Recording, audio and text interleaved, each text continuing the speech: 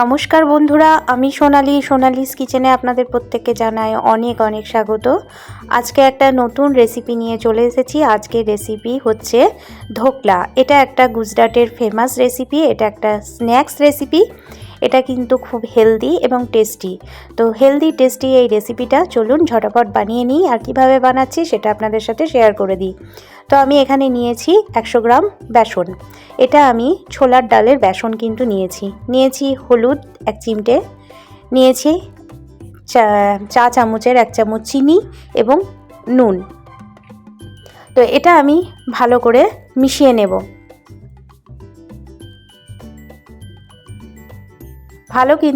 ভালো করে কিন্তু আপনারা এটা মিশিয়ে নেবেন চিনি, হলুদ, নুন ও বেসনের সাথে।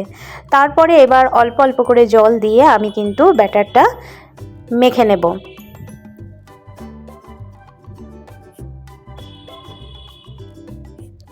বেসনের ব্যাটারটা যত ভালো আপনাদের ফেটানো হবে তত ভালো কিন্তু ঢোকলাটা তৈরি হবে।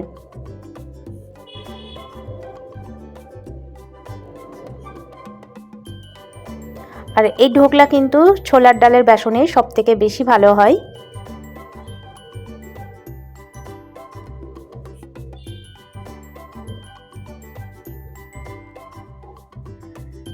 তো এটা কিন্তু আপনাদের বেশ অনেকক্ষণ ধরে কিন্তু ফেটিয়ে নিতে হবে।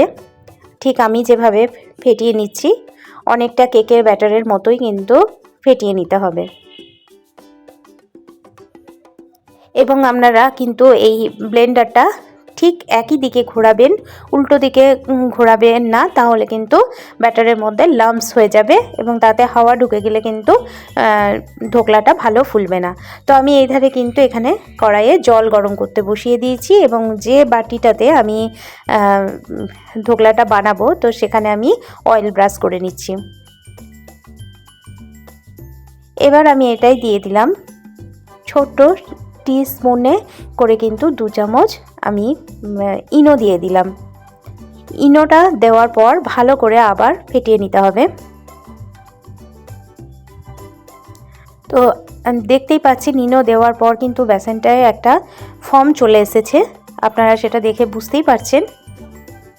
তো এবার আমি এটা বাটির মধ্যে ট্রান্সফার করে নেব এবং ওপর থেকে আমি ওই ব্রাশটা দিয়ে ভালো করে বেসনটা মসৃণ করে নিচ্ছি। জলের মধ্যে একটা স্ট্যান্ড বসিয়ে আমি কিন্তু বাটিটা রেখে এবার ঢাকা দিয়ে দেব। এটা এখন 15 মিনিটের জন্য আমি রান্না হতে দেব। অপর দিকে আমি একটা প্যানের মধ্যে সস বানিয়ে নেব ঢোকলাটার জন্য। তো সস বানানোর জন্য আমি প্রথমে কড়াই নিয়ে নিয়েছি সাদা তেল এবং দিয়ে দিয়েছি 1 চামচ ভর্তি চামচ করে কালো সর্ষে, দিয়েছি 4-5টা কাঁচা লঙ্কা চিড়ে এবং দিলাম 1 মুঠো কারি পাতা। এই ঢোকলায় কিন্তু কারি পাতা মাস্ট। এই সসটার জন্যই কিন্তু ঢোকলাটা পুরোপুরি আলাদা রকমের একটা ফ্লেভার আপনাদের দেবে, আর সেটা কিন্তু খেতে খুব ভালো লাগবে। আপনারাও বাড়িতে ঠিক এরকমভাবে ট্রাই করুন। অসম্ভব সুন্দর একটা রেসিপি, আর যেটা খেলে কিন্তু আপনাদের পেটও ভরবে এবং মুখে আপনারা অন্য রকমের একটা স্বাদ পাবেন। এটা আপনারা আপনাদের বাচ্চাদের স্কুলের টিফিনেও কিন্তু দিতে পারেন। এবার দিয়ে দিলাম জল, তারপরে দিলাম নুন সামান্য এবং চিনি। সমস্তটা কিন্তু ব্যালেন্সের মতো হবে, ঠিকঠাক নুন চিনি আপনারা আপনাদের টেস্ট করে নিয়ে তারপরে ব্যালেন্স অনুযায়ী দেবেন। অনেকে মিষ্টি একটু বেশি খান কি একটু কম খাবেন, তো সেরকমভাবে দেবেন। তারপরে আমি দিয়ে দিলাম কেটে রাখা ধনেপাতা কুচি এবং দিয়ে দিলাম এখানে আমি একটা লেবুর আধখানা লেবুর রস। এটা আমি এখানে কিন্তু পাতি লেবু ব্যবহার করেছি।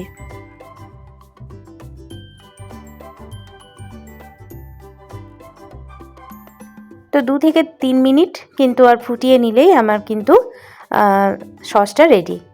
তো সসটা আমার ওইধারে রেডি হয়ে গেছে। এবার চলুন আমি ঢোকলাটা আমার কতদূর হলো সেটা আপনাদের দেখিয়ে দিই।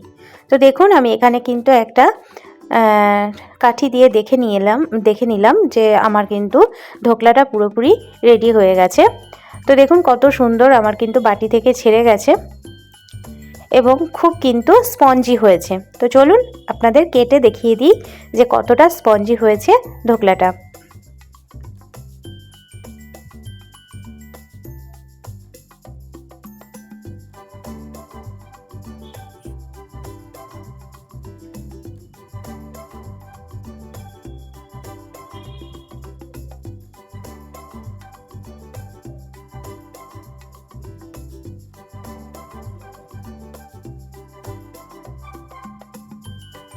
তো এবার ধোকলাগুলো কেটে নেওয়ার পর আমি কিন্তু ওপরে যে সসটা তৈরি করে রেখেছি সেই সসটা আমি দিয়ে দেব।